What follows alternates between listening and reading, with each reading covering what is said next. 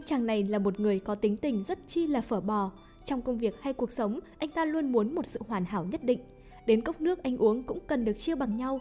Cô nhân viên nào đen đủi gặp được anh ta thì chắc cũng khó mà thở được. Đúng như tôi nghĩ, cô thư ký nhỏ này của anh ta chỉ vì một sai sót nhỏ mà đã bị anh ta đuổi việc ngay lập tức. Nhưng thật tình cờ và thật bất ngờ khi anh ta đã tìm được một người có thể trị được anh. Đó chính là cô bạn gái hết nước chấm này. Cô ấy là Nhiếp Tinh Thần, là một trợ lý giám đốc cho một công ty chuyên lấy lỗ làm lãi. Vì đam mê mua hàng hiệu, nhân ngày đen tối, các mã của cô được giảm giá đến 80%. Vì chuyện này mà cô đã ngồi máy tính để săn sale suốt một ngày một đêm. Cuộc đời nào được như mơ, đang chuẩn bị tới giờ săn sale thì ông sếp tổng lại bắt cô đi đón một vị khách rất chi là VIP sleep. Khi cô chuẩn bị lên xe rời đi, đã dặn anh tài xế một đường tắt. Nhân tiện anh có thể gập gương lại cho tôi thay quần áo được không?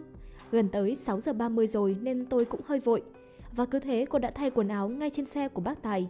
Chỉ trong phút mốt, cô đã thay xong quần áo và trở thành một trợ lý rất chi là xinh đẹp. Khi cô đón được vị khách ấy, anh ấy đã ném hết đồ đạc cho cô xử lý. Trên đường về công ty, cô thấy bá tổng không được thoải mái con gà mái cho lắm, nên cô đã nhanh trí lấy cho anh 2 viên kẹo để nhai cho đỡ mỏi mồm. Tiện thể, cô còn điều chỉnh lại điều hòa cho anh thoải mái nhất có thể. Đúng là một cô thư ký sắc sảo và tinh tế mà. Tại cuộc nhậu chúc mừng sự có mặt của bá tổng, mọi người đang nâng ly để chúc mừng cho anh cho lần hợp tác này. Nhưng anh ta lại không nâng ly cùng và cũng không thèm bắt chuyện với mọi người. Điều này khiến không khí đang vui trở thành trầm lặng.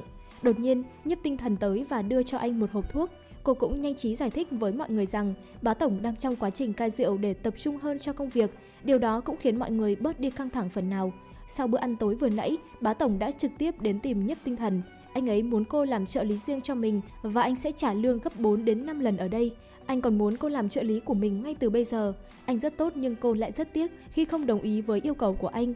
Nếu cô làm trợ lý của tôi thì sẽ được đi du hí 63 tỉnh thành Việt Nam. Được ăn những món ngon nhất ở đây, ví dụ như bún đậu mắm tôm, cháo lòng tiết canh, vân vân và mây mây. Bị dụ dỗ như vậy nhưng cô vẫn không đồng ý làm trợ lý cho anh. Trong lúc đưa bá tổng lên xe rời khỏi đây, cô đã vô tình ngã vào lòng của anh. Trong phút chốc thoáng qua, anh đã ngửi được mùi dầu gió sao vàng trên cơ thể cô. Trong đầu anh hiện về hình bóng cô người yêu cũ mất trí nhớ của mình.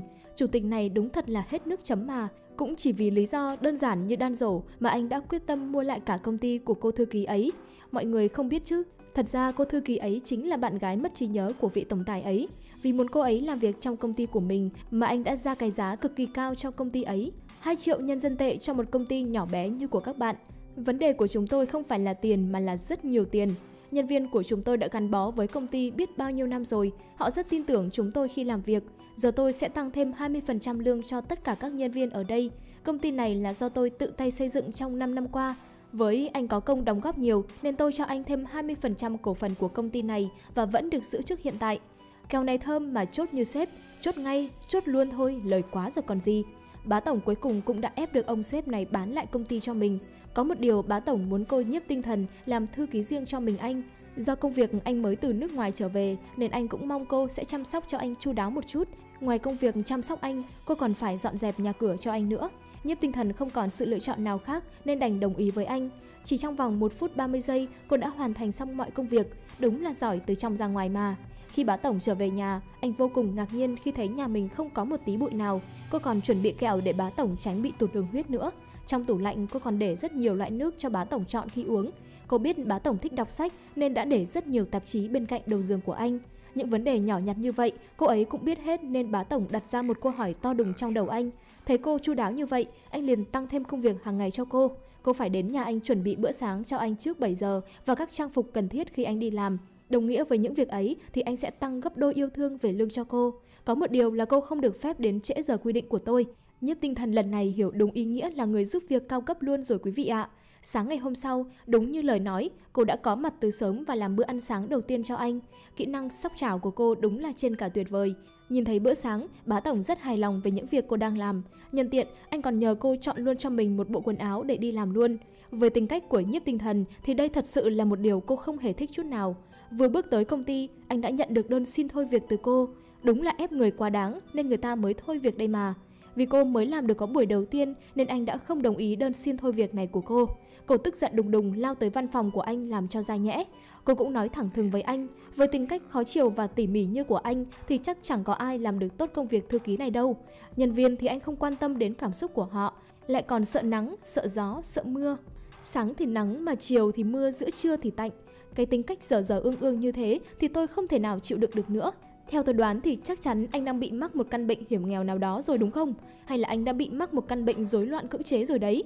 Tuy nhiên, những lời nhiếp tinh thần nói cũng nặng lời thật. Khi về đến nhà, bá tổng đã tìm kiếm trên mạng về chứng rối loạn cưỡng chế. Đó là sự hoàn hảo hay mặt khác là cực kỳ hoàn hảo. Bên này, nhiếp tinh thần đang mở một hộp quà kỷ niệm của mình. Bên trong lưu giữ những bức ảnh của mình và bá tổng. Hôm sau, bá tổng tới viện để khám định kỳ về triệu chứng mất trí nhớ trong vài năm qua của mình. Hiện tại, anh đã không nhớ những việc làm trước đây mình từng làm. Sau khi kiểm tra xong thì bác sĩ cũng không thấy có dấu hiệu gì bất thường của bá tổng. Có một điều kỳ lạ là sau mỗi lần cậu ấy gặp nhiếp tinh thần là đều bị đau đầu và không hiểu nguyên nhân là từ đâu. Bác sĩ thấy vậy liền khuyên anh nên gặp cô ấy thường xuyên hơn, điều đó có thể kích thích não bộ của anh phát triển hơn và có thể nhớ lại quá khứ của mình. Hôm sau, nhiếp tinh thần đang đi xem căn hộ mini để mua thì nhận được điện thoại từ bá tổng. Anh kêu cô sao hôm nay không đi làm thì cô đáp, hôm nay là chủ nhật ông tướng ạ, tôi còn phải đi du hí với bạn bè nữa chứ. Cô là thư ký của tôi nên bắt buộc 100% thời gian của cô đều là của tôi. Nói xong anh liền cúp máy. Đúng lúc này thì bạn thân của tinh thần tới và dẫn cô đi xem những mẫu nhà hợp túi tiền của cô nhất. Trong khi đang trò chuyện, cô vô tình phát hiện ra một chuyện. Trong tháng sắp tới, công ty sẽ hỗ trợ cho nhân viên của mình mua nhà với mức hỗ trợ lên tới 40%. Khi nghe được tin, cô như mở cờ trong bụng. Cô nhanh chóng tới nhà bá tổng để phục vụ anh. Khi gần tới công ty, anh chợt quên mất là không mang bản hợp đồng sắp sửa ký kết đi. Cứ vậy cô ba chân bốn cẳng chạy về nhà để tìm. Khi cô vừa mang được tài liệu tới thì anh ta lại thốt ra một câu rất chi là tâm lý. Anh vẫn còn một bản sao trên điện thoại của anh. Đúng là một người tàn ác nhưng mà luôn thảnh thơi mà ta. Thật xin lỗi vì đã bắt cô chạy về nhà để lấy bản hợp đồng. Lúc này bá tổng lại giở trứng, anh lại thèm ăn rất nhiều thứ. Vì căn nhà được ưu đãi nên cô chấp nhận chạy đi 3-4 cửa hàng để mua đồ về cho anh. Khi cô mang đồ về ăn thì anh lại bảo, hiện tại tôi phải đi họp gấp không kịp ăn, cô có thể ăn hết chỗ này tùy thích. Trước khi đi, anh còn nhờ cô mua hộ 2 tấm vé cho buổi hòa nhạc tối nay. Cô đã kiểm tra và biết được vé trong buổi hòa nhạc ấy đã được bán hết. Bá tổng không quan tâm cô nói gì, giờ anh chỉ cần có vé là được, còn mọi chuyện cô tự sắp xếp. Nhờ mối quan hệ rộng rãi của cô mà rất nhanh cô đã có được 2 vé đi xem buổi hòa nhạc vào buổi tối hôm đó. Vất vả để kiếm được 2 tấm vé, nhưng anh chỉ cầm 1 tấm vé để đi xem mà thôi. Cô không biết rằng đây mới chỉ là những thử thách nền tảng để thúc đẩy cho những việc sau này. Người đàn ông đứng trước mắt cô chỉ cần ra ngoài dạo phố cũng cần 5-6 người đi theo để bảo vệ. Đúng như các bạn nghĩ, anh ấy là một trong 10 người giàu có nhất của Hồng Kông. Anh chỉ cần búng nhẹ một cái là có thể mua đứt luôn một công ty tầm cỡ ở đây. Trong khu mua sắm này, chỉ có những người luộc trứng bằng tiền như công tử Bạc Liêu mới vào được đây. Bá tổng phát hiện ra doanh số ở đây đợt này không được tốt cho lắm. Anh chủ động tới kiểm tra công việc của mọi người. Đột nhiên, sợi dây chuyền bằng ngọc trai của cô bị đứt ra. Trong khi những viên ngọc trai rơi xuống thì thính giác của anh cũng rất nhạy bén. Anh bất ngờ cúi xuống nhặt những viên ngọc trai cho cô lên. Các nhân viên thấy thế liền cúi xuống cùng anh nhặt những viên ngọc trai đó. Vì điều này mà khiến anh không vui, anh đã bắt tất cả mọi người phải tăng ca tối nay 10 giờ mới được về. Khi tinh thần đang giúp bá tổng chọn biển số xe, cô không hiểu tại sao anh lại chọn con số 0521. 0521 liệu có phải sinh nhật của bá tổng không nhỉ?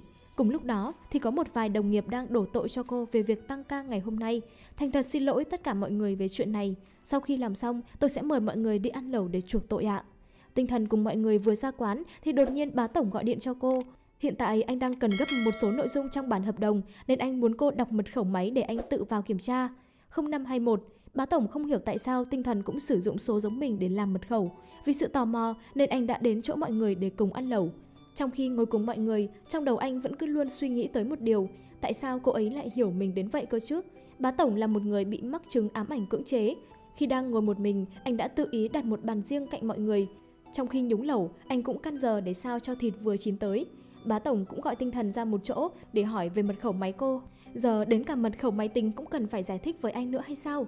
0521 là ngày kỷ niệm của tôi và anh người yêu cũ. Nhưng bá tổng lại không nhớ rằng anh chính là bạn trai cũ của tinh thần. Khi ăn xong xuôi ra thanh toán thì ai ai cũng tranh nhau để gửi tiền. Tinh thần đã biết cách làm sao để tiết kiệm cho mọi người nhất có thể. Hôm nay là thứ hai, thẻ này có thể được giảm giá 30% tại cửa hàng của cô. Vậy là 509 đồng 6 xu. Lúc này, bạn thân của cô là Viễn Phương đến đón cô về nhà. Ai cũng nghĩ tinh thần cùng bạn trai đang hẹn hò với nhau. Bá tổng thấy hơi chạnh lòng, liền tổ chức team building vào ngày mai. Ngày mai cả văn phòng mình sẽ tổ chức team building, không ai được vắng mặt hết. Tinh thần đang thả người ở suối nước nóng thì bá tổng liền xuất hiện đằng sau cô. Điều này làm cô phút chốc thấy giật mình. Bá tổng liền nhào tới, ôm lấy cô và hỏi: tôi và cô liệu ngày trước có quen biết nhau không? Tinh thần nhìn thấy chiếc nhẫn trên cổ bá tổng có chút do dự không nói. bá tổng liền tháo chiếc nhẫn trên cổ và kéo Tinh Thần lên. Đột nhiên có hai người từ đâu đi tới, kịp thời căn ngăn chuyện này và đưa Tinh Thần về nhà. Mặc dù kế hoạch này của bá tổng không thành công, nhưng anh cũng không có ý định từ bỏ. Hôm sau anh lại đến tìm Tinh Thần, anh không nói không rằng liền nắm chặt lấy tay cô. Anh đeo chiếc nhẫn lên cho cô và nào ngờ nó vừa hin với tay cô. Nhiếp Tinh Thần, liệu em có thể giải thích chuyện này cho tôi không? Cô nói cô đã có bạn trai rồi. Thật vậy sao? Anh ấy hiện đang ở đâu? Ở đây này chứ đâu. Bá tổng, Tinh Thần là bạn gái của tôi chứ đâu. Lần này bá tổng càng chắc Tinh Thần chính là người anh đang tìm kiếm. Ngày hôm sau, bá tổng đến nhà Tinh Thần chơi. Lúc này Tinh Thần đang mặc mỗi chiếc khăn tắm. Cô vừa mở cửa ra thì thấy bá tổng. Hoang mang style quá nên cô liền đóng cửa lại. Cô nhìn xung quanh đâu đâu cũng bừa bộn. Cô liền ba chân bốn cẳng chạy đi dọn dẹp phòng mình nhanh nhất có thể. Bá tổng bên ngoài lúc này đang rất hồi hộp và lo lắng, không biết chuyện gì đang xảy ra. Bên trong, Tinh Thần đang cố gắng sửa soạn lại bản thân nhanh nhất có thể. Khi bá tổng bước vào và nhìn lên trên tầng 2 thì đồ đạc vẫn vứt bừa bãi không đâu vào đâu. Điều này làm người chứng mắc bệnh sạch sẽ cực đoan cảm thấy rất khó chịu. Bá tổng liền tìm một đôi găng tay và bắt đầu dọn dẹp nhà cửa cho Tinh Thần. Điều này khiến một người mắc bệnh như anh cảm thấy khó chịu. Trong khi đang dọn dẹp nhà cửa thì anh thấy Tinh Thần đã ngủ trên ghế từ lúc nào. Anh nhanh trí liền bế cô lên giường ngủ. Khi cô thức dậy nhìn mọi thứ xung quanh thì rất bất ngờ. Trong lúc cô đang đi kiểm tra đồ đạc thì tất cả mọi thứ trong ngăn kéo đều đã biến mất. Khuôn mặt cô lúc này đột nhiên biến sắc hoàn toàn. Tất cả đồ ăn vặt của cô đã không cánh mà biến mất. Cô liền mang khuôn mặt tức giận của mình đến công ty để hỏi tội bá tổng. Bá tổng liền ẵm cô lên ghế để tra khảo. Thông thường trong cuộc sống của mỗi người sẽ có dấu hiệu của người khác giới. Nhưng ở nhà cô, anh không thấy có bất kỳ dấu hiệu của người đàn ông nào. Vì vậy đừng cố gắng dùng lời nói dối về bạn trai giả để đánh lạc hướng anh. Khi cô đang quay lại chỗ làm việc của mình thì thấy đồng nghiệp đang bàn tán về bá tổng. Hóa ra tất cả đều vì buổi họp báo hôm qua. Lúc đó Tinh Thần đã quay một đoạn video ngắn của bá tổng. Video này nhanh chóng lên top trending. Vì vậy công ty đã lên một kế hoạch tìm người chuyên quay video cho bá tổng. Cô cảm thấy điều này không hợp lý chút nào. Có gì mà không hợp lý cơ chứ? Video anh quay lần này đã thu hút rất nhiều lượt truy cập. Từ khóa nào đang hot trên Weibo hôm nay? Đó là chồng tôi rất đẹp trai. Tinh Thần vừa mới bước xuống bàn làm việc và mở video của bá tổng lên thì bá tổng đã đột nhiên xuất hiện trước mặt cô. 1000 câu hỏi tại sao bắt đầu dồn dập vào đầu cô. Tinh Thần nhanh trí liền bảo video này là cô vô tình ghi lại chứ không cố ý. Bá tổng xem qua các bình luận của video thì thấy có rất nhiều câu khen cũng như chê bai anh. Bá tổng lúc này liền nảy ra một ý định trong đầu. Bá tổng cũng đồng ý cho họ quay video về cuộc sống hàng ngày của mình. Nhưng có một điều mà anh không muốn người lạ quay video về mình, cũng như trong đầu anh đang có ý định bắt Tinh Thần làm người quay video cho mình. Cô không dám từ chối đành phải đồng ý với anh. Đúng thật là làm thư ký cho một người như này thật mệt mỏi mà. Trước thì làm ô sin cao cấp, giờ kiêm luôn cả thợ chụp ảnh thì cũng đến chịu với anh thôi. Ngày hôm sau, cô đến nhà bá tổng để bắt đầu quay video. Cô không bỏ sót một cảnh bơi lội nào của anh hết. Nhưng khi điều chỉnh góc điện thoại thì máy không may mắn lại rơi xuống nước. Ôi, điện thoại của tôi! Của cô đây rồi, có thưởng cho tôi cái gì không nào? Nghiêm Cảnh Trí, anh đang làm gì vậy? Hơi thở cả nhịp tim của cô đang bị dao động không ổn đâu. Ngày hôm đó, bá tổng bắt đầu livestream buổi đầu tiên. Nhìn tình hình livestream của bá tổng thật sự khá ngượng ngùng. Tinh Thần đứng xem anh cũng không thể nào mà nhịn được. Cô không còn cách nào khác ngoài việc để bá tổng trả lời một số câu hỏi của fan. Lúc này, bá tổng lại nhìn thấy một bình luận nói về người yêu lý tưởng của mình.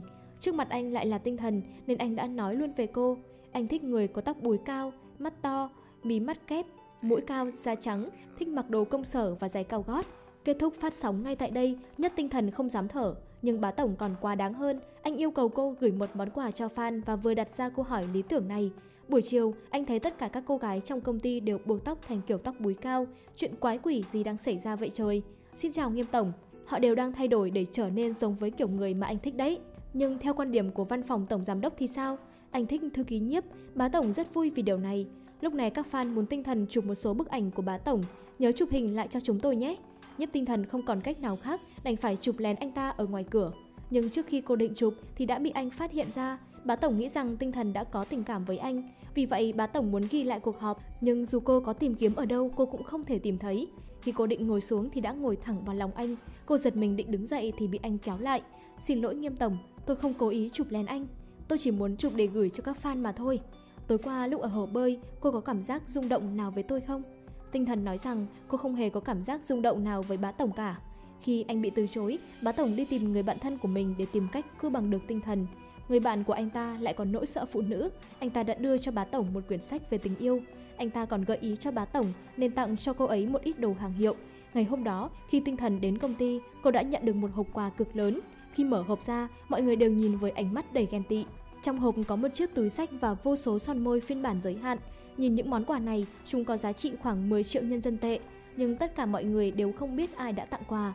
Lúc này, người bạn thân của Tinh Thần đã xuất hiện và giải cứu cô khỏi tình huống này. Tinh Thần rất tức giận liền kéo anh ra ngoài. Triệu Viễn Phương, giải thích những thứ này chẳng phải do anh mua. Cả hai cùng đồng thanh đoán rằng chúng là do bá tổng mua. Triệu Viễn Phương cầm bó hoa đem trả lại bá tổng. Anh khẳng định Tinh Thần chính là bạn gái của mình. Nếu cô thư ký Nhiếp thật sự là bạn gái của anh, tại sao tôi lại không thấy có dấu vết nào của anh ở nhà cô ấy? Nếu thư ký Nhiếp đang độc thân thì tôi có quyền theo đuổi cô ấy. Vậy Tinh Thần cũng có quyền từ chối anh phải không?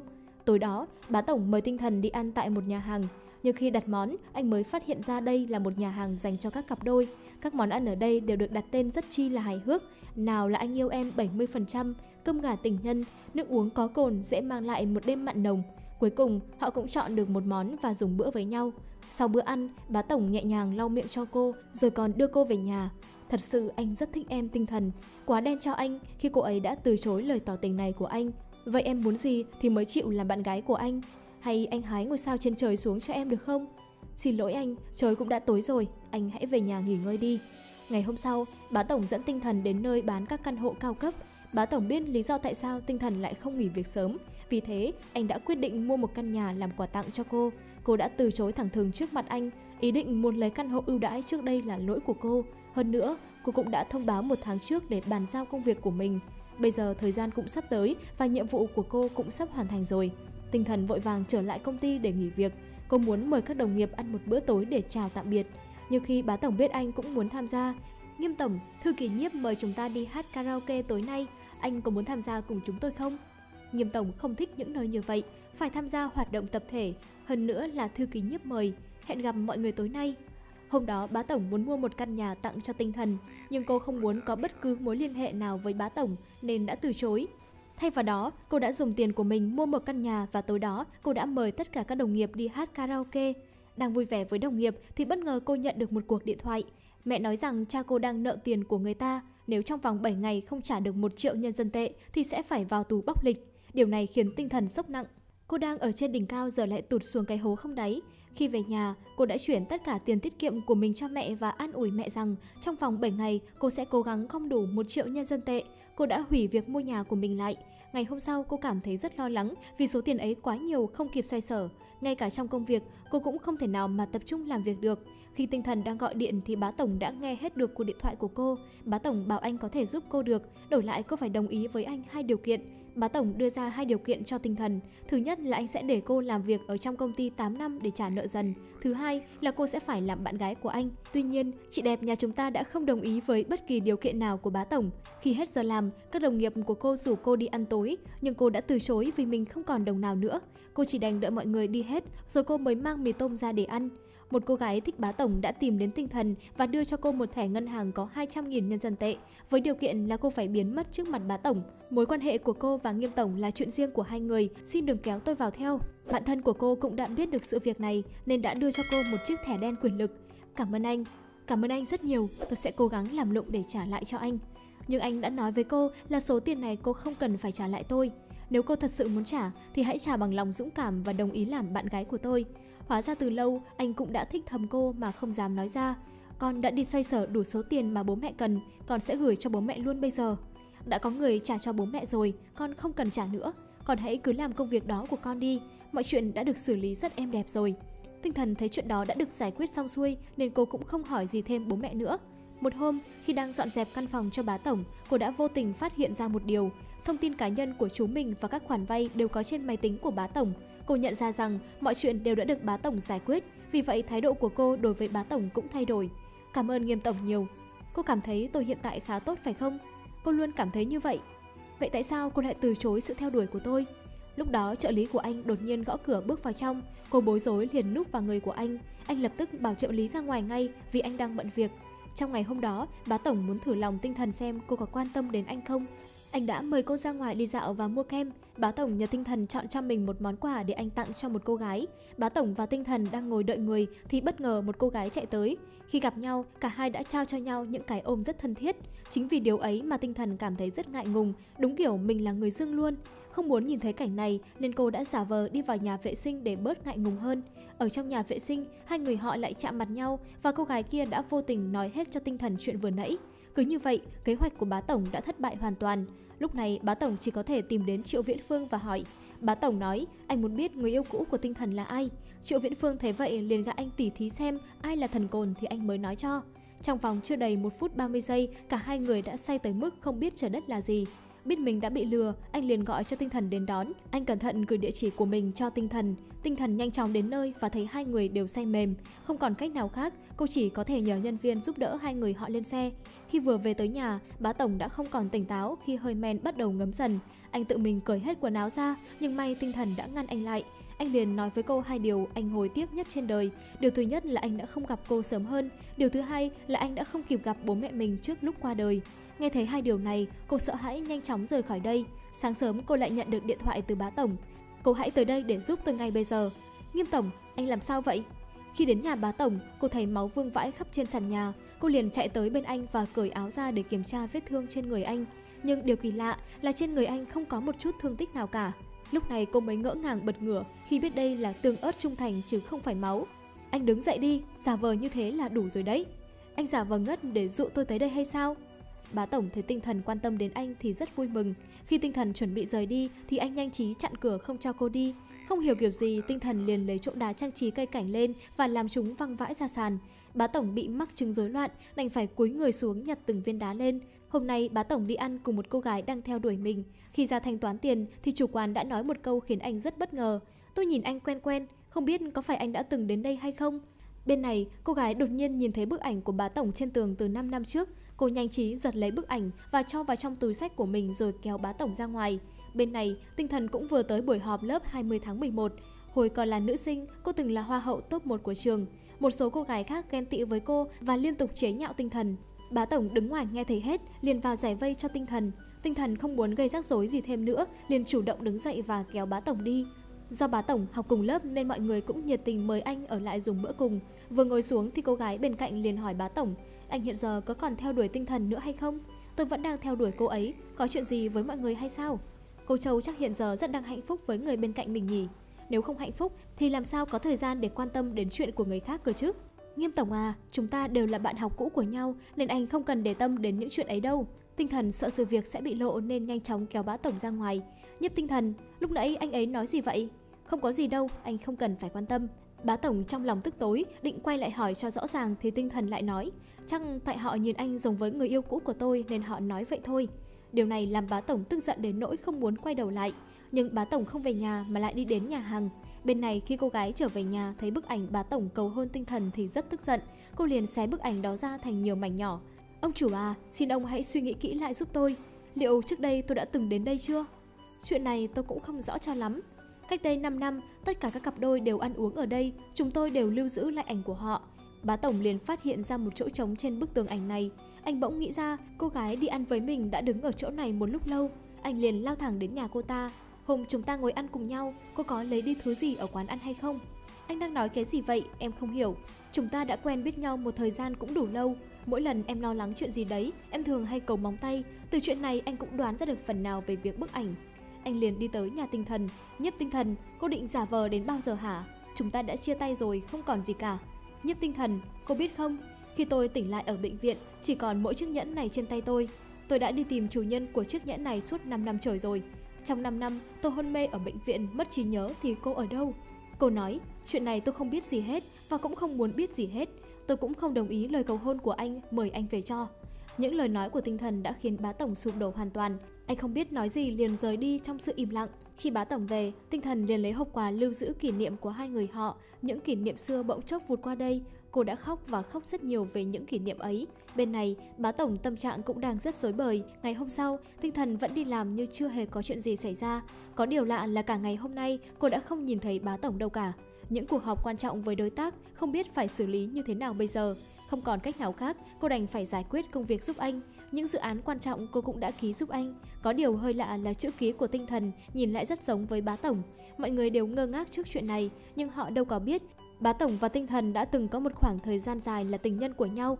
Tối đó khi Tinh Thần đang ăn tối với đồng nghiệp thì cô bất ngờ nhận được tin Bá Tổng nhập viện. Tinh Thần vội vã chạy đến bệnh viện nhưng không muốn đồng nghiệp báo với Bá Tổng rằng cô đã đến. Bác sĩ nói với Bá Tổng nhập viện do uống quá nhiều rượu. Tinh Thần nhìn Bá Tổng rất đau lòng, nhớ về khoảnh khắc lúc họ mới yêu. Cô cảm thấy chuyện tình giữa hai người đã kết thúc, không còn gì phải lưu luyến. Cô bèn hôn lên trán anh rồi rời đi. Vừa ra tới ngoài cô đã liền gặp người yêu của Bá Tổng hiện tại. Cô còn yêu Cảnh Trí chứ? Tôi vẫn có chút rung động. Vậy tại sao cô lại rời xa anh ấy cơ chứ? Cô nói cô có lý do của riêng mình. Nếu cô đã chọn rời xa, tại sao lại chọn xuất hiện trở lại? Lần này cô ấy vẫn sẽ đi, nhưng không phải vì cô ta mà là vấn đề giữa cô và Cảnh Trí. Sáng hôm sau khi Bá Tổng tỉnh lại, người bên cạnh anh không phải là Tinh Thần mà lại là người con gái khác. Nhiếp Tinh Thần, cô ấy đã xin nghỉ việc và rời khỏi công ty rồi. Cô ấy thật sự không đến bệnh viện thăm tôi sao? Hiện cô ấy đã xin từ chức tại công ty. Có lẽ cô ấy đến đây sợ Bá Tổng sẽ không được vui.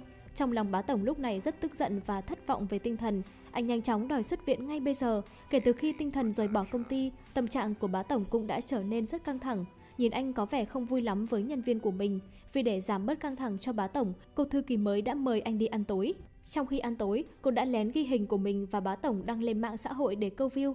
Rất nhanh, hình ảnh của họ đã trở thành chủ đề nóng. Nhiếp Tinh Thần nhìn những bức ảnh này cảm thấy hơi thất vọng vì tất cả đều là Bá Tổng cố ý để cô nhìn thấy. Ngày hôm sau, Triệu Viễn Phương cũng đã mang hoa đến thăm Tinh Thần.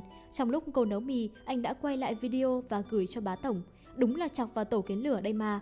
Bá Tổng liền gọi điện cho Viễn Phương, nhưng anh là người biết điều, liền chọc thêm cho Bá Tổng tức điên người. Đúng là người tàn ác luôn có cách sống thảnh thơi mà. Ngày hôm sau, khi Bá Tổng đến văn phòng, làm sao bạn biết khi tôi buồn thích chơi Pikachu? Thưa sếp, là chị Tinh Thần đã nói với tôi. Trước khi chị Tinh Thần nghỉ việc, cô ấy đã để lại một danh sách lưu ý cho thư ký Đồng. Tất cả những lưu ý và sở thích hàng ngày đều có ở đây. Khi Bá Tổng trở về, anh ta đã cẩn thận xem xét bản thảo viết tay của Nhiếp Tinh Thần. Cảm giác trong lòng anh lúc này thật khó mà để lột tả hết cảm xúc. Lúc này, người bạn thân đã gửi cho anh một bức ảnh. Đêm đó, cô ấy đã đến bệnh viện thăm anh. Ai nói với anh cô ấy không đến? Theo những gì anh biết, cô ấy không chỉ đến bệnh viện ngay lập tức mà còn ở lại với anh cả đêm. Vì thế anh ta mang theo bức ảnh và tìm đến chủ nhà hàng. Do anh đã bị tai nạn nên đã mất đi một số ký ức. Anh đã cầu hôn thành công cô gái ấy chưa? À, cô ấy không từ chối. Không phải vậy. Lý do tôi có ấn tượng sâu sắc về ngày đó là vì bạn gái của anh. Trước khi cô ấy có cơ hội đồng ý lời cầu hôn của anh đã ngất đi. Anh ta mới hiểu tại sao mình không thành công trong việc cầu hôn cô ấy. Bá Tổng quyết định theo đuổi Tinh Thần một lần nữa. Anh trực tiếp đến nhà và nhắn tin cho cô.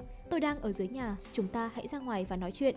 Hiện tại tôi không có ở nhà, hôm nay tôi cũng có rất nhiều việc và cũng về rất muộn. Tôi sẽ đợi tới khi cô về. Đến buổi tối, Bá Tổng liền đặt đồ ăn cho cô. Điều bất ngờ là cô cũng đã ra ngoài nhận. Nhân cơ hội này, anh liền đi vào nhà cô và hỏi cô một số chuyện cũ. Tại sao cô nói dối rằng tôi đã cầu hôn cô nhưng bị từ chối? Đã quá lâu rồi, tôi cũng không nhớ rõ nữa. Giờ cũng muộn rồi, hay cô đi nghỉ ngơi, mai chúng ta gặp nhau. Ngày hôm sau, Tinh Thần đã đi phỏng vấn ở các công ty nhưng lại không được công ty nào nhận cả. Đến công ty cuối cùng, may mắn cô đã được nhận ở đây. Nhưng đó lại là do Bá Tổng cố ý sắp đặt cô làm ở đây. Vì điều này, Tinh Thần đã tới tận nhà Bá Tổng để hỏi cho rõ sự việc lần này. Nhưng Bá Tổng lại giả vờ bình tĩnh và chơi trò gắp gấu bông.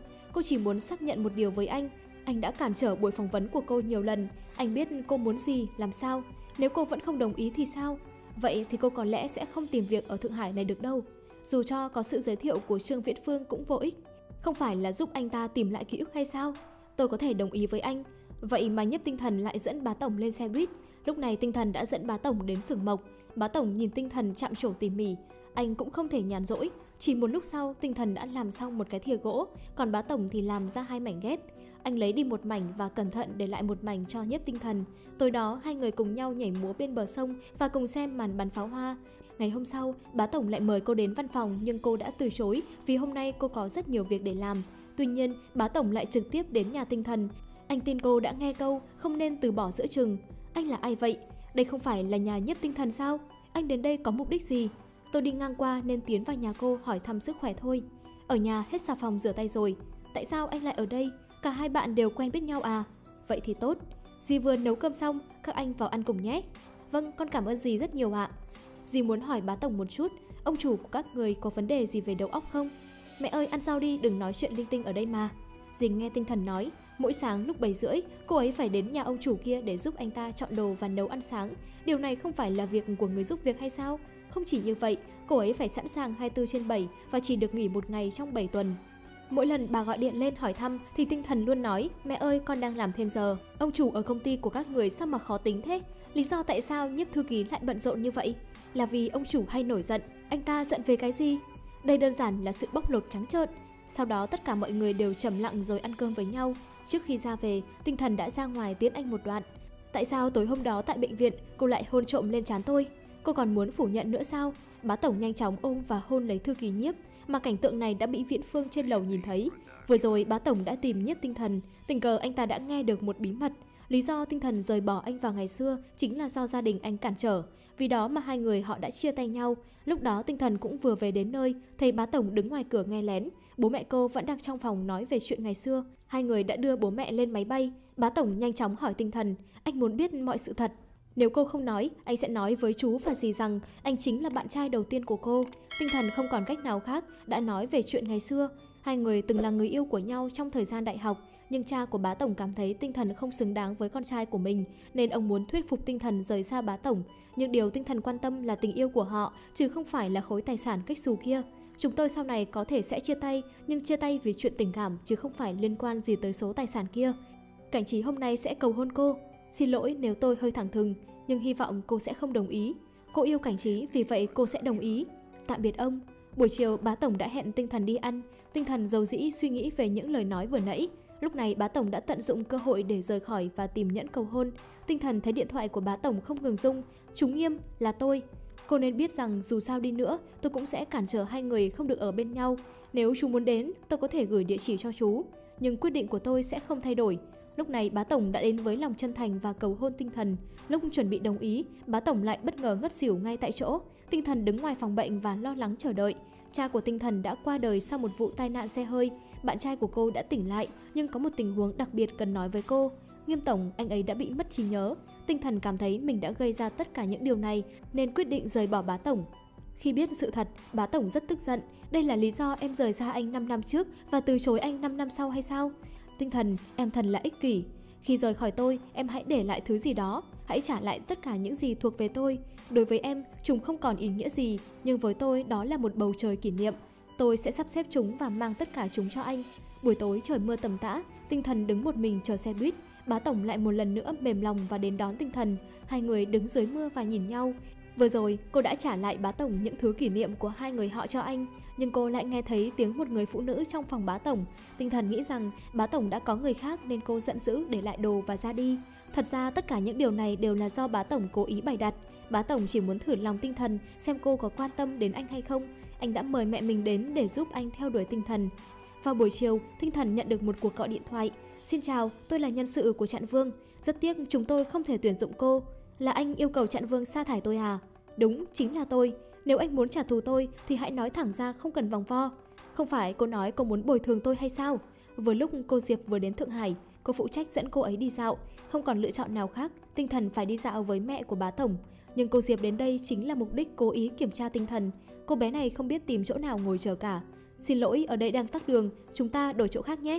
Tôi vừa rồi đã đi ăn trước vì cảm thấy trong người có chút hơi đói. Chúng ta hãy đi ra ngoài công viên, đi dạo vài vòng cho tiêu bớt thức ăn thôi.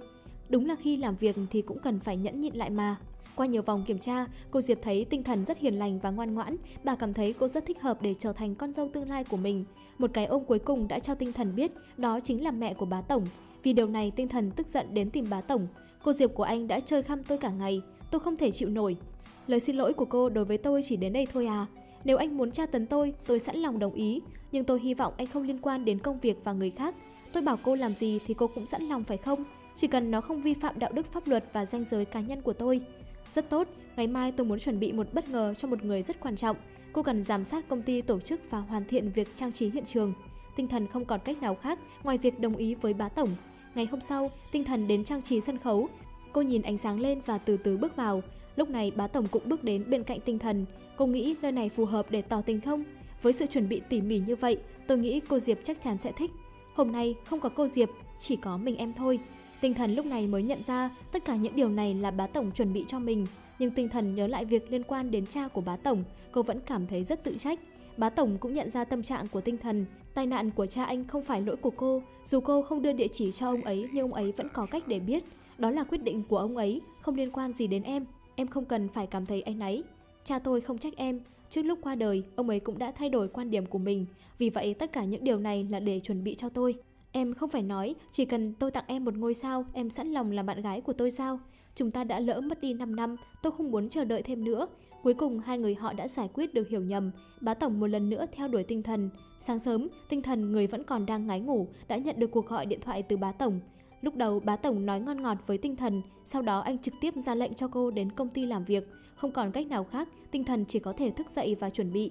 Khi thấy Tinh Thần trở lại với công việc, tất cả các nhân viên ở đây đều cảm thấy rất vui mừng và hỏi lý do tại sao cô trở lại. Tinh Thần cũng không biết làm sao để giải thích với mọi người. Để tôi giải thích giúp cô ấy nhé. Trước đó, Thư ký Nhiếp đã có một số xung đột với bạn trai của mình để không ảnh hưởng đến công việc nên mới rời bỏ công ty. Bây giờ vấn đề đã được giải quyết, họ cùng nhau đến văn phòng. Khi đến văn phòng, bá tổng ôm chặt lấy Tinh Thần. Thấy bá tổng như vậy, Tinh Thần cảm thấy rất bất lực. Vị trí của chúng ta bây giờ rất nhạy cảm. Nếu mọi người biết mối quan hệ của chúng ta, chắc chắn sẽ gây ra nhiều đồn đoán không cần thiết. Có lẽ mối quan hệ của chúng ta nên giữ bí mật. Khi nghe Tinh Thần nói như vậy, bá tổng không vui chút nào. Trong thời gian hẹn hò, bá tổng cũng đã trở nên như một đứa trẻ. Khi trở lại bàn làm việc, Tinh Thần lo lắng bá tổng thực sự rất tức giận. Cô lén gửi tin nhắn cho bá tổng từ cửa phòng, nhưng bá tổng giả vờ như không nhìn thấy. Tinh Thần chỉ có thể mang đến cho bá tổng một ly cà phê và một số bánh ngọt. Nhưng không may có khách đến văn phòng nên cô phải để lại cà phê và rời đi. Khi bá tổng cầm ly cà phê và thấy son môi ở trên đó, bá tổng nói thật sự tốt đấy. Đừng nói với tôi rằng đây là văn hóa phòng của anh. Phong cách này không hợp với anh. Anh không phải bay vào buổi chiều hay sao? Tôi sẽ cử xe đưa anh về đây. Xin lỗi Nghiêm tổng, tôi không biết anh có khách đến thăm. Tôi sẽ không mắc lỗi ngớ ngẩn như vậy nữa. Bá tổng đột nhiên ôm chặt Tinh Thần. Lúc này Viễn Phương đến tìm Tinh Thần. Anh hỏi tại sao cô đến công ty mà không nói với anh một câu nào. Anh biết tin Tinh Thần và bá tổng đã quay lại với nhau. Anh đã chủ động ôm Tinh Thần lần cuối và nói lời chia tay. Nhưng cảnh này lại bị đồng nghiệp của cô nhìn thấy. Hôm nay tôi đã thấy gì? Tôi đã thấy Thư ký Nhiếp đang ở với Triệu tổng. Chắc chắn cô đã thấy điều này trong công việc rồi. Thôi đừng nói xấu nữa. Nhưng thông qua cách cô ấy miêu tả và cảm giác khi ôm cô, bạn trai bí ẩn của Thư ký Nhiếp chắc chắn là Nghiêm tổng. Đúng lúc này bá tổng đứng lù lù ở phía sau. Vừa rồi bá tổng đến nhà thư ký ăn tối, cả hai đều rất thích Tinh Thần. Không lâu trước, bá tổng đã theo đuổi được Tinh Thần. Triệu Viễn Phương cảm thấy hơi thất vọng, nhưng mỗi lần họ gặp nhau đều trêu chọc, ngay cả khi ăn cũng không yên. Tinh Thần đưa nước cho Viễn Phương thì bá tổng có chút ghen tị. Sau bữa ăn, Viễn Phương thấy hai người thân thiết với nhau nên đã lặng lẽ rời đi. Viễn Phương đã đi rồi à? Tinh Thần nói, có thời gian rảnh rỗi hiếm hoi của chúng ta, sao không làm điều gì có ý nghĩa, như thực hiện một số hoạt động vừa có tính chất giải trí, vừa kỹ thuật. Vậy anh lên trên đợi tôi nhé. Bá tổng tưởng rằng Tinh Thần muốn chơi cùng anh, nhưng cuối cùng cô đã mang đến một bánh xe quay và mời bá tổng chơi cùng. Ngày hôm sau, đồng nghiệp mời Tinh Thần đến nhà làm khách. Bá tổng nghe tin cũng nhanh chóng đến đó. Lúc đó đồng nghiệp đã hỏi về bạn trai bí ẩn của Tinh Thần trông như thế nào. Cô có hình ảnh không để chúng tôi xem? Đúng, để tôi giúp cô xem mặt mũi. Tôi và bạn trai không thích chụp ảnh nên không có hình ảnh nào chung cả. Thư ký Nhiếp à, bây giờ có nhiều kẻ lừa đảo tình cảm lắm, dựa vào vẻ đẹp trai và ngoại hình tốt để lừa dối các cô gái trẻ, sau đó yêu cầu họ mượn tiền nhưng không trả. Đúng đó, tôi nói cho cô biết, đặc biệt là những người hẹn hò với cô mà không đăng tải lên mạng xã hội công khai, đó chính là loại người xấu, có thể đang lừa dối nhiều người cùng một lúc. Đúng đó, đặc biệt là những người tự xưng là đã học ở nước ngoài và quay về phát triển ở nước, họ sẽ tạo ra một bối cảnh gia đình lộng lẫy để lừa dối cô. Kết quả ai biết ở quê là đã có vợ con rồi. Lúc này bá tổng bị tức giận và kéo Tinh Thần ra bên ngoài. Hai người họ đến trung tâm thương mại để chụp ảnh. Vậy tôi mang về nhà giấu lại nhé. Chụp ảnh này chính là để cho người khác xem mà. Tôi muốn mang về nhà. Chị Tinh Thần, thư ký Nhiếp. Cảnh hai người lén lút chụp ảnh đã bị cả công ty bắt quả tang. Sáng sớm, bá tổng đã chuẩn bị sẵn bữa sáng cho Tinh Thần. Anh còn cẩn thận rắc thêm một lớp hoa hồng để tạo thêm không khí lãng mạn. Nhìn đồng hồ thấy thời gian cũng đã đến. Anh mở cửa nhẹ nhàng, đóng mắt, chỉ chờ Tinh Thần về. Tôi đã suy nghĩ cả đêm. Từ hôm nay trở đi, tôi muốn mỗi ngày được gặp em. Tôi muốn ở bên em. Nghiêm tổng, anh thật xứng đáng là tấm gương cho tôi, là thần tượng của tôi. Sáng sớm mà anh đọc thơ hay dữ vậy. Bạn chắc chắn là một nhà thơ lãng mạn trong truyền thuyết phải không? Điều này khiến bá tổng cảm thấy khó chịu đến mức phát bệnh ra. Nhờ may mắn của thư ký Nhiếp, tôi mang bữa sáng đến cho anh. Bữa sáng của anh đây. Ra ngoài và đóng cửa lại đi. Vừa đến công ty, bá tổng đã tìm Tinh Thần và tìm kiếm sự an ủi từ cô. Buổi tối, bá tổng mời Tinh Thần ở lại xem phim. Phim còn chưa bắt đầu, bá tổng đã mơ tới một tương lai tốt đẹp rồi. Nhưng mà mỡ đấy mà húp, khi xem phim đến nửa chừng, bá tổng giật mình đến nỗi chọc ngoái dĩa vào tai mình. Giật mình quá, bá tổng sợ phim kinh dị nên chỉ có thể tắt đi. Sau đó họ chơi trò gắp gấu với nhau, vì mỗi món quà đều được bá tổng chuẩn bị rất cẩn thận. Nhưng trước khi chơi, đã có điện thoại gọi đến. Đợi tôi một chút, chỉ còn một chút nữa thôi. Nhìn kìa, đã gần đến nơi rồi. Bá tổng không còn sự lựa chọn nào khác ngoài việc giật điện thoại lại, nhưng chỉ cần vài lời từ tinh thần đã thuyết phục được bá tổng, cuối cùng anh cũng ngoan ngoãn trả lại cho tinh thần. Lúc này, một đồng nghiệp mời tinh thần đi uống rượu. Được, không vấn đề gì, gửi địa chỉ cho tôi. Tinh thần trang điểm xinh đẹp, uống rượu mà còn trang điểm à?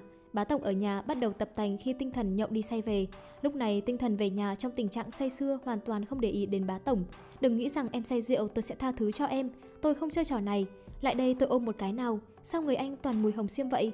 Tôi ghét anh uống rượu nhất, anh hãy đi tắm rửa sạch sẽ, rồi nằm ráo nước tôi sẽ ôm anh. Tôi sẽ đưa em về phòng trước, sau đó tôi sẽ đi tắm. Bá tổng chỉ có thể đưa tinh thần về phòng. Sao anh dậy sớm thế? Tối hôm qua tôi có uống quá chén nên nói linh tinh, anh đừng giận nữa, sau không có chuyện này xảy ra nữa đâu. Cô tiểu thư xin hãy giữ mình, anh không nhận ra tôi sao? Dù chúng ta quen biết đó cũng không phải là lý do để em sờ mó thôi. Anh lại mất trí nhớ à? Một ngày trước đó, bá tổng và tinh thần vẫn rất yêu thương nhau, thậm chí khi đi làm cũng phải hôn nhau để chào tạm biệt. Bá tổng cố ý sắp xếp cho tinh thần đi cùng anh mua sắm ở siêu thị. Sau khi mua xong, bá tổng tự tay nấu ăn. Nghệ thuật ẩm thực của bá tổng đơn giản là tuyệt vời và tinh thần nấu ăn cũng rất ngon. Sau bữa ăn, tinh thần nằm lười biếng trên sofa. Bá tổng đưa cho cô một bộ chìa khóa và hy vọng tinh thần sẽ cùng anh xây dựng gia đình. Lúc này hai người đang trong khoảnh khắc ngọt ngào của họ. Sáng sớm, tinh thần ra ngoài mua bữa sáng nhưng khi trở về, cô không thấy bá tổng đâu. Thay vào đó, thông tin vị trí của bá tổng ở bệnh viện.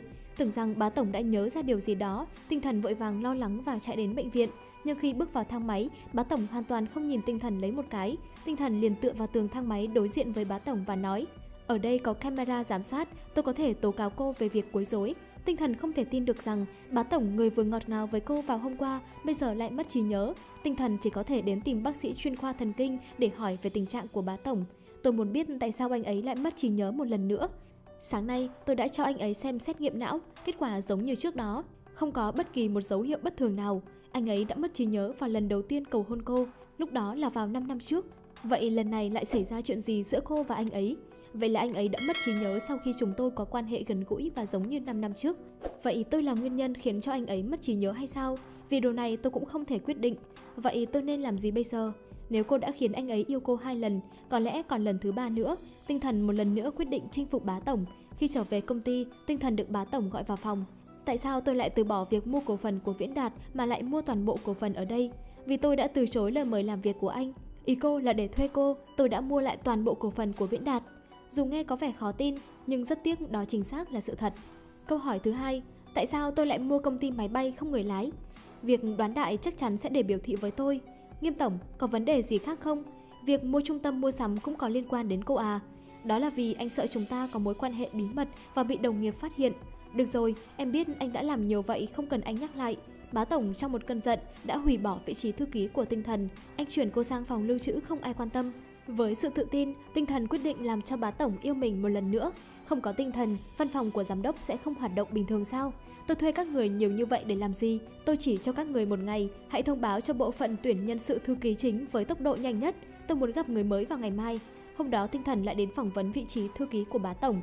Cô gái bên cạnh có phong cách ăn mặc và vẻ ngoài giống tinh thần, nhưng tinh thần lại không để tâm. Cô cảm thấy mình chắc chắn sẽ được chọn. Sau đó tinh thần chào hỏi đồng nghiệp chủ nhiệm Hoàng. Xin hãy bố trí cho cô Kim làm thư ký và xếp chỗ cho cô ấy. Nhưng bá tổng lại muốn tinh thần tiếp tục làm việc tại phòng lưu trữ. Điều đó làm cho tinh thần cực kỳ tức giận một mình trong phòng. Lúc này, một đồng nghiệp đến tìm tinh thần than phiền về bá tổng. Cô nói rằng bá tổng khen cô Kim 3 lần chỉ trong một buổi sáng và đánh giá cao cô Kim mới đến. Nghe xong tinh thần vừa tức vừa ghen tị. Không còn cách nào khác, chỉ có thể kiên nhẫn mà chờ đợi.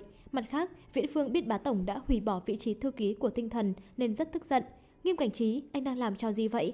Tôi hỏi anh, tại sao lại đột ngột chuyển tinh thần đi và tùy tiện tìm người thay thế cô ấy? Nếu anh đang đứng về phía tinh thần và không bằng lòng, anh có thể về rồi.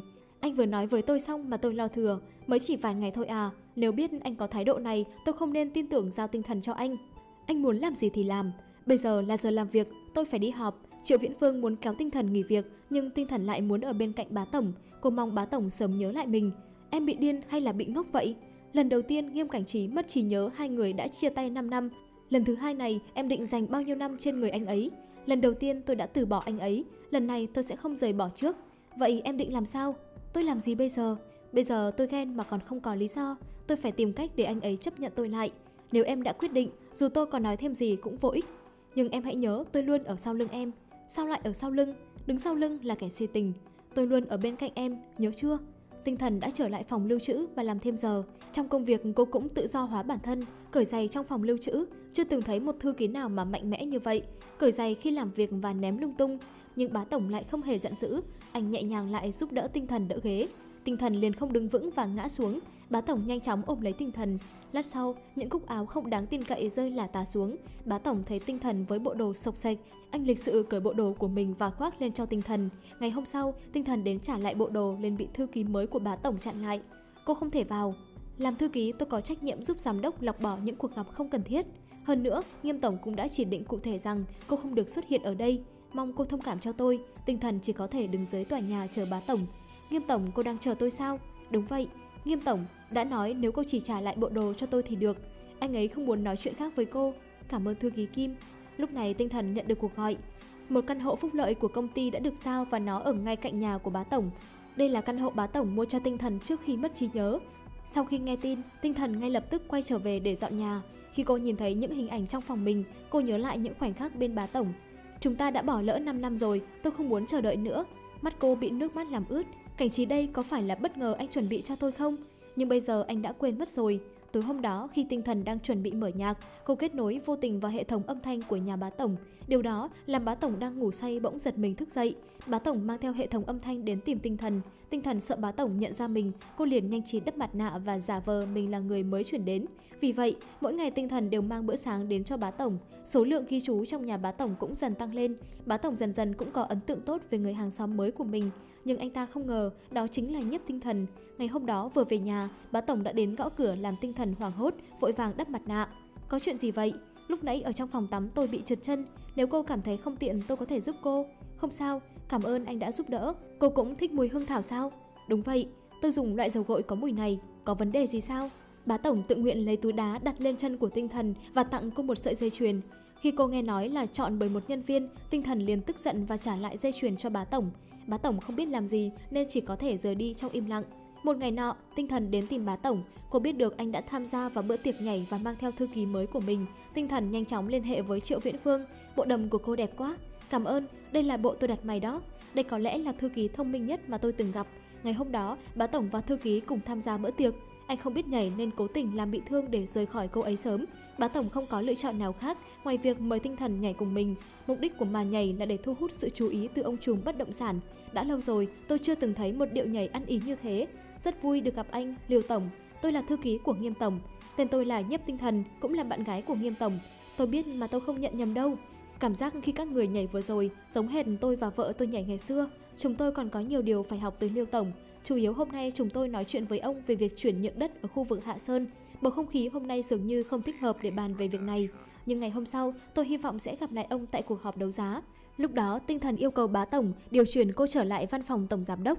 Nhưng bá tổng hoàn toàn không quan tâm đến Tinh Thần. Cô chưa đi à? Gió bên ngoài khá lớn đấy, đừng để bị cảm lạnh nhé. Liêu tổng, thực ra bạn gái tôi rất thích nhảy múa, hy vọng sẽ có cơ hội thảo luận với ông. Được thôi, bá tổng không còn cách nào khác ngoài việc đồng ý với Tinh Thần. Ngày hôm sau, khi Tinh Thần chuẩn bị ra khỏi nhà, bá tổng đã đứng chờ cô từ sớm. Dường như hôm nay cô không thể trốn tránh được, Tinh Thần đành đeo khẩu trang và giả vờ mình bị dị ứng.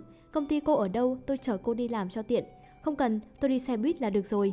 Bá tổng trở lại văn phòng, nghĩ về những việc xảy ra gần đây với hàng xóm mới của mình có vẻ khá bất thường.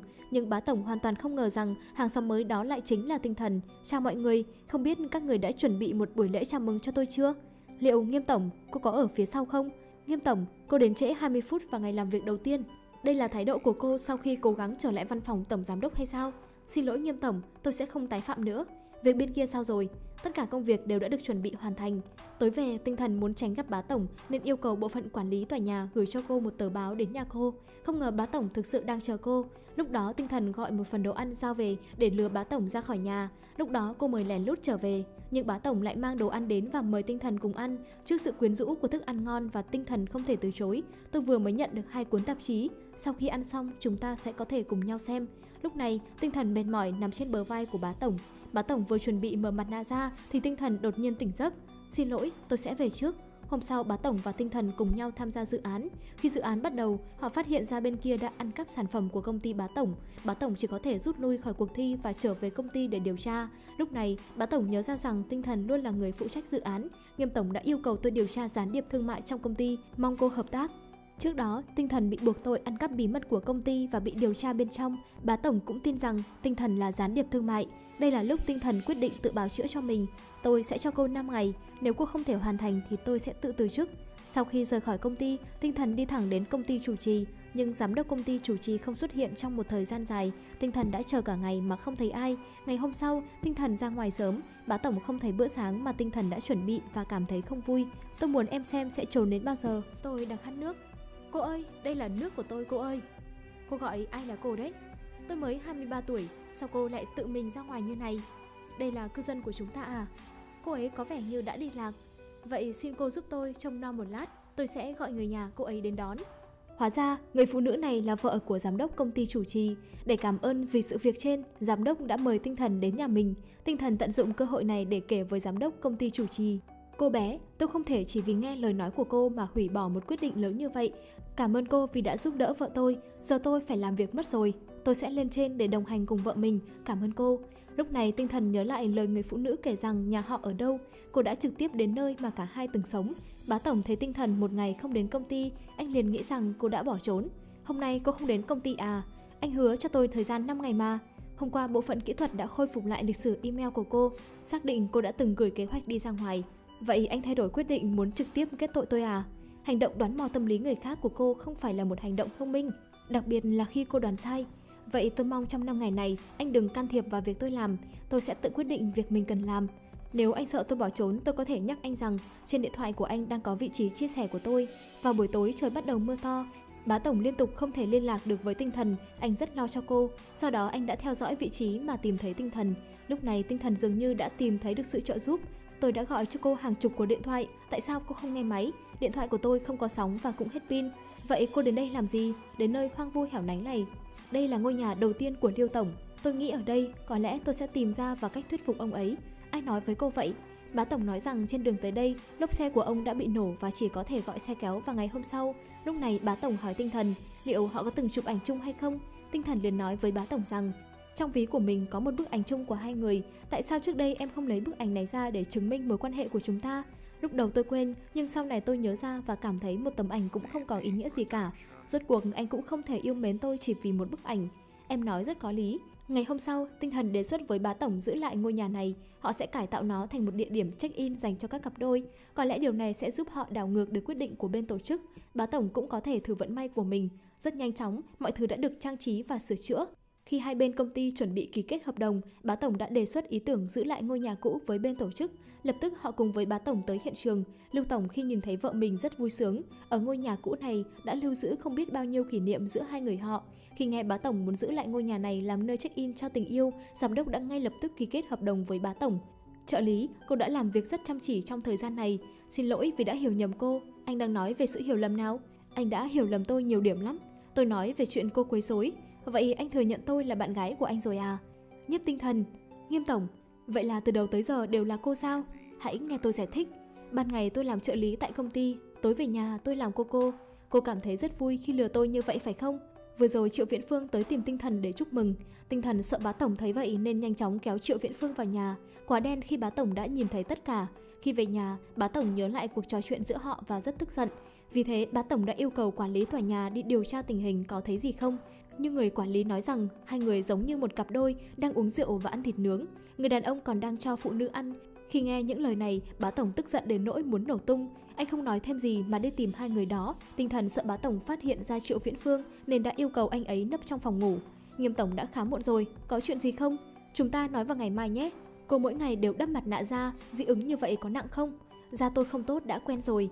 Cô ra ngoài sớm và về nhà muộn để tránh tôi à? Tôi tránh anh làm gì? Vì cô đã lừa dối tôi trong suốt thời gian qua. Cô cũng là một biệt danh phải không? Nghiêm tổng, tôi không biết anh đang nói gì cả. Đã khá muộn rồi, chúng ta hãy nói vào ngày mai nhé.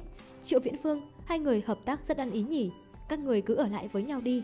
Hãy buông tôi ra. Tinh Thần, cô thật sự làm tôi ngạc nhiên. Cô ôm chặt thế. Nghiêm tổng, xin anh hãy nghe tôi giải thích. Không phải như anh nghĩ đâu. Nghiêm tổng.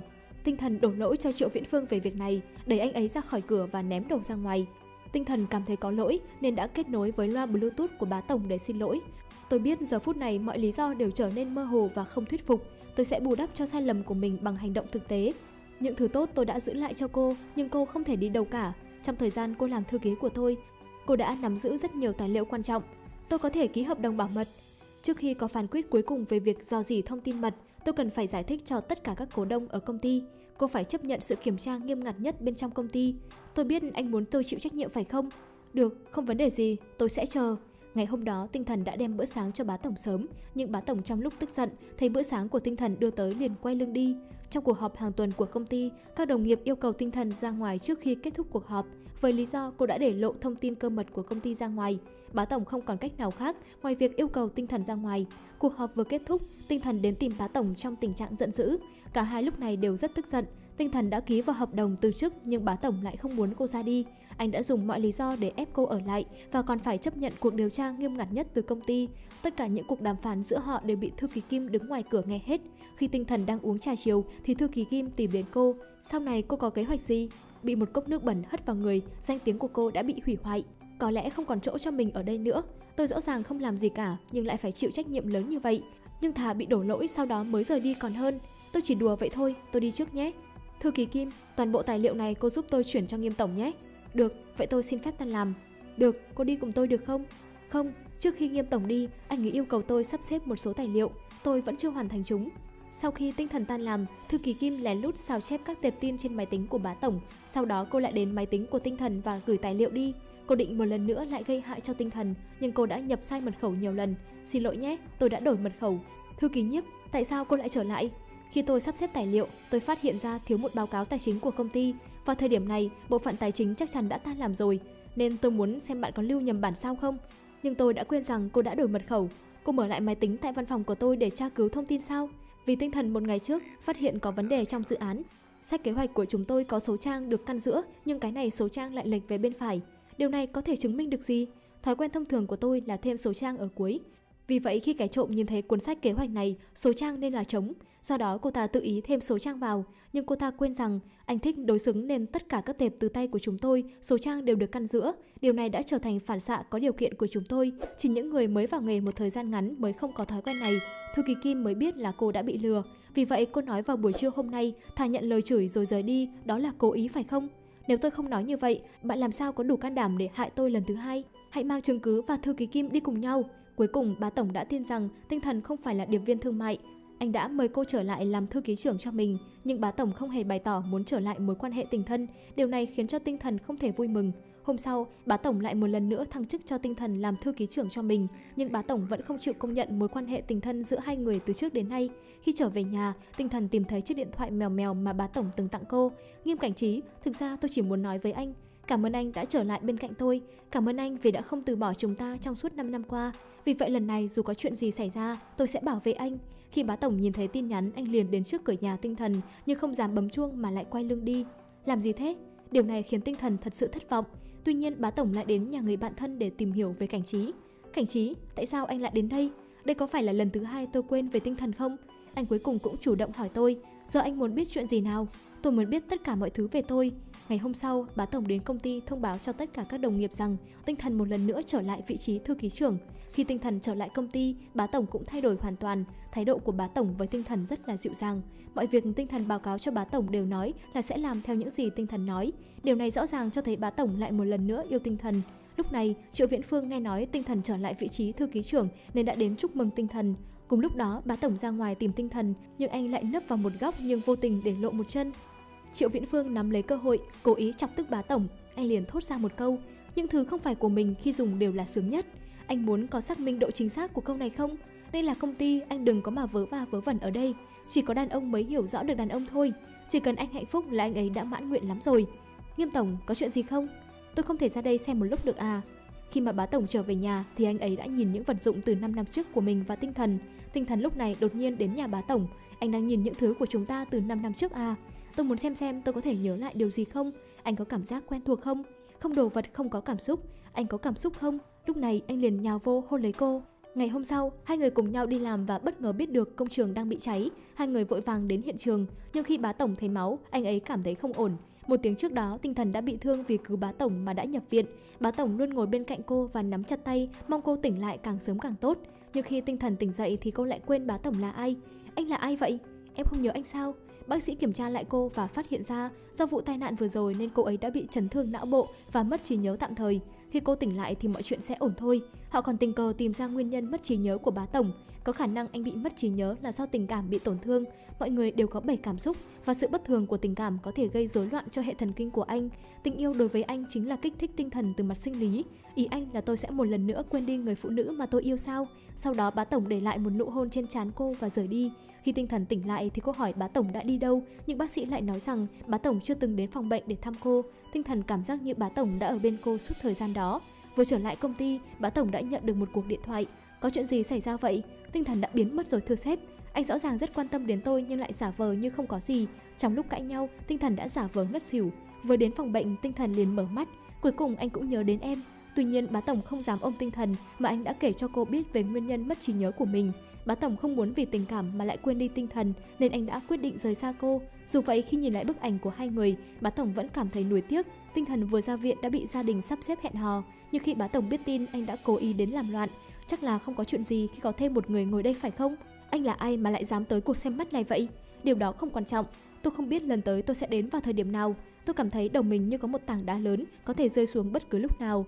Nếu phải sống cả đời với nỗi sợ hãi như thế thì thà tôi không có tình yêu như vậy còn hơn. Một ngày bá tổng biết được tinh thần đã lén lút hẹn hò, anh đã đến và làm cho đối phương xem mắt của tinh thần phải tức giận mà bỏ đi. Sau đó anh dẫn tinh thần đến nơi anh cầu hôn cô 5 năm trước chỉ vì muốn hòa giải với cô. Tinh thần cũng hiểu ý định của bá tổng. Dù trong tương lai anh có nhớ đến tôi hay không thì tôi vẫn muốn ở bên cạnh anh trong suốt quãng thời gian còn lại. Anh có sẵn sàng cho tôi cơ hội này không? Tôi sẽ hỏi em lần cuối, em quyết định chưa? Hai người sau những sóng gió ập đến, giờ chắc có lẽ là thời điểm chín muồi để họ được ở bên cạnh nhau. Tinh thần sợ bá tổng quên mất mình nên đã dùng điện thoại để ghi lại những khoảnh khắc đẹp nhất của họ. Vì thế bá tổng đã tìm khắp nơi, những nơi mà hai người đã từng đến cùng nhau. Sau cả ngày tìm kiếm nhưng không thấy tinh thần, bá tổng không còn sự lựa chọn nào khác ngoài việc tìm đến Triệu Viễn Phương. Tôi nhớ lại chuyện của 5 năm trước, anh có biết tinh thần đang ở đâu không? Triệu Viễn Phương bắt bá tổng phải uống hết những chai rượu này anh mới nói. Bá tổng cầm lên chai rượu và uống như nước. Triệu Viễn Phương thấy vậy đã cướp lấy chai rượu và nói: anh uống như thế này sẽ dễ gây ra tai nạn giao thông mất. Anh nói rằng tinh thần đã trở về quê nhà. Ngày hôm sau, bá tổng đã chuẩn bị hết tư trang để về quê tìm tinh thần. Đi được nửa đường thì xe của anh bị hỏng. Anh đành phải thuê chiếc mui trần của bác nông dân đi tìm cô. Khi gần đến nơi, những thứ anh chuẩn bị đã bị chú dê con kia xử lý hết. Bá tổng hết cách đánh ẵm chú dê non đến biếu ông bố vợ. Bố của tinh thần ngỡ ngàng và bật ngửa trước pha xử lý đi vào lòng đất này. Sau khi ăn xong, bố của bạn gái cố tình làm khó cho bá tổng. Dù biết bá tổng có trứng sạch sẽ nhưng vẫn cố tình bắt anh rửa bát. Sau bữa ăn, ông lại bắt bá tổng lên nóc gà để bắt con gà. Sau một hồi chui vào chuồng gà thì anh cũng đã bắt được một con. Đúng là người tàn ác luôn được sống thành thơi mà. Đêm hôm đó, anh cùng bố của tinh thần ngủ chung với nhau. Vì tiếng gáy của ông bố vợ căng quá mà làm anh không thể nào chợp mắt được. Vì khó ngủ quá nên anh đã lén lút sang phòng của tinh thần để xin ngủ nhờ. Nghiêm Cảnh Trí, anh bị điên à? Đây là nhà tôi đấy. Tôi đã tìm khắp Thượng Hải mà không thể tìm thấy em. Tôi thực sự sắp điên lên rồi. Tôi gọi điện cho em mà em không nghe, nhắn tin cho em mà em không trả lời. Tôi đã nhớ lại chuyện của 5 năm trước. Em quay lại bên tôi được không? Anh có thể đảm bảo sẽ không bị mất trí nhớ nữa không? Hai người chuẩn bị hôn nhau thì bố của tinh thần đột nhiên gõ cửa. Điều đó làm cho bá tổng hoảng sợ và nhanh chóng trốn đi. Con có thấy bạn trai của con đâu không? Dạ, con không thấy ạ. Bố đi ngủ đi, trời cũng đã muộn rồi. Sau khi tinh thần vừa trở lại công ty thì tất cả các đồng nghiệp đều tới chúc mừng cô. Khi hai người trở về nhà, họ bị một nhóm phóng viên vây quanh. Bá tổng không có sự lựa chọn nào khác ngoài việc làm rõ ràng chuyện này. Anh chính là bạn trai của tinh thần và họ đã bên nhau từ 5 năm trước.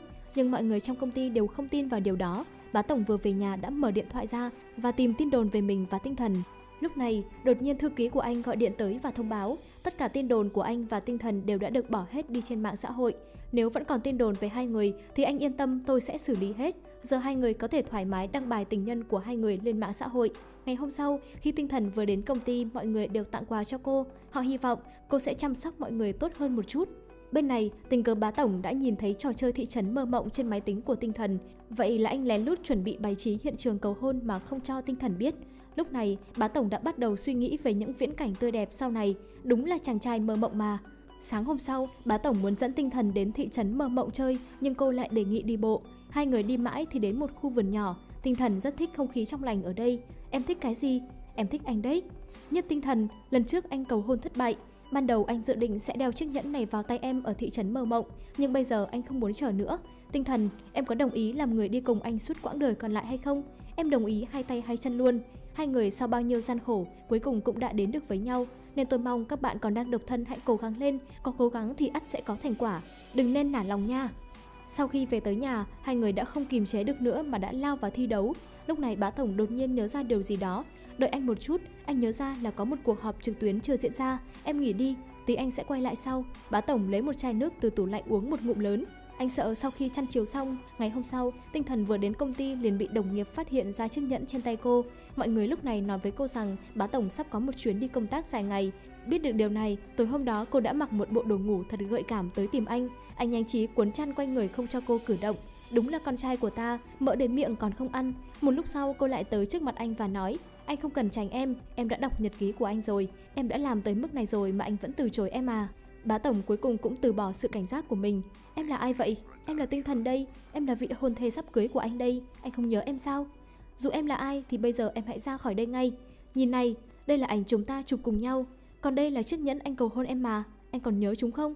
Trước khi kết hôn, anh còn nói không được cởi nó ra đâu. Cảnh Trí, anh còn đùa với em về chuyện này sao? Em căng thẳng đến mức cả đêm không ngủ được đấy. Ngày hôm sau, anh liền chạy vội đến lễ đường và bắt mọi người tổ chức cho anh một đám cưới thật hoành tráng. Đám cưới của anh diễn ra phải càng sớm càng tốt. Tôi muốn được rước Tinh Thần về nhà càng sớm càng tốt. Bá tổng à, tôi hiểu tâm trạng của anh, nhưng đây là việc quan trọng cả một đời người đấy. Nhưng đây là việc quan trọng trong đời. Tôi không quan tâm, anh hãy làm việc đó cho tôi ngay và luôn. Giám đốc Hoàng không còn cách nào khác, liền đóng vai luôn người dẫn dắt lễ cưới. Cha của Tinh Thần cũng đã trao Tinh Thần cho bá tổng. Ông cũng thể hiện tâm trạng của một người cha khi con gái đi lấy chồng. Đúng là một người cha nào cũng yêu thương con gái mình hết mực mà. Hai người họ đã cùng trao nhẫn cưới và thề với trời với đất là họ sẽ bên nhau trọn đời. Cả hai cùng trở về nhà sau ngày hôn lễ cực kỳ mệt mỏi, nhưng tâm trạng của họ lúc này lại vô cùng tốt. Tinh Thần liền kêu mình đói bụng, bá tổng nhanh chóng tẩy trang cho cô, rồi phi xuống bếp nấu một bát mì siêu to khổng lồ cho cô ăn. Đúng là đôi tình nhân trẻ, mới cưới nên ngày nào cũng cuốn quýt bên nhau mà. Sau một thời gian dài đi trăng mật thì Tinh Thần đã trở lại công ty và còn tặng rất nhiều quà cho mọi người. Lúc này giám đốc Hoàng chưa hoàn thành công việc nên đã nhờ Tinh Thần giúp đỡ. Làm sao anh lại mắc phải lỗi cơ bản như thế này? Sau khi anh liếc sang nhìn Tinh Thần một cái thì anh liền quay 180 độ luôn. Được rồi, tôi sẽ gia hạn cho anh thêm 10 ngày nữa, anh liệu mà sắp xếp làm cho tốt công việc của mình đi. Đúng lúc hai người họ đang chuẩn bị thân mật với nhau thì giám đốc Hoàng lại phi vào. Xin lỗi, tôi không nhìn thấy gì cả, tôi chỉ để quên tài liệu ở đây và quay lại lấy thôi. Thành thật xin lỗi hai người nha. Giám đốc Hoàng theo phong cách của anh thì việc này chắc chỉ mất trong 3 ngày đúng không? Ngày hôm sau trong bữa cơm, Tinh Thần có biểu hiện lạ. Cô nhanh chóng chạy vào nhà vệ sinh để kiểm tra. Sau khi kiểm tra, cô đã có một bất ngờ lớn dành cho anh.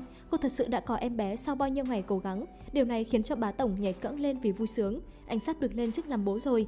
Ngay chiều hôm đó, anh cùng Tinh Thần đã đến bệnh viện để kiểm tra cậu nhóc trong bụng mình. Bá tổng vì lo lắng cho đứa bé trong bụng nên đã cho Tinh Thần ở nhà nghỉ ngơi. Nhưng vì với tính cách của Tinh Thần thì cô đâu chịu ngồi yên một chỗ. Mọi người trong công ty biết tin Tinh Thần có em bé liền thay đổi hoàn toàn khi đối xử với Tinh Thần. Tinh Thần à, cô hãy cứ ngồi đó nghỉ ngơi, mọi công việc hãy cứ để chúng tôi lo. Chị cứ bình tĩnh thôi, không cần phải đi đâu mà vội cả. Sau khi sinh em bé, Tinh Thần đảm nhiệm hết công việc ở công ty, còn bá tổng thì lại chỉ thích ở nhà chăm con. Cứ như vậy, gia đình họ cùng sống với nhau thật hạnh phúc bên cậu nhóc. Và từ đó chứng mất trí nhớ của anh cũng không còn tái phát nữa. Mọi người nghĩ sao về cái kết có hậu này? Đúng là trong tình yêu, chúng ta cần phải kiên trì và không nên bỏ cuộc giữa chừng. Hãy cố gắng trải qua những gian nan mà cuộc sống đã sắp đặt nhé. Chúc các bạn sẽ gặp được người mình thương yêu đến hết cuộc đời này. Bộ phim tới đây cũng đã kết thúc. Cảm ơn các bạn đã cùng mình theo dõi xuyên suốt bộ phim. Hẹn gặp lại các bạn ở những video tiếp theo nhé. Giờ thì xin chào và hẹn gặp lại. Ok, phần review phim của ngày hôm nay đến đây là hết rồi. Xin chào tạm biệt và hẹn gặp lại các bạn ở những tập tiếp theo.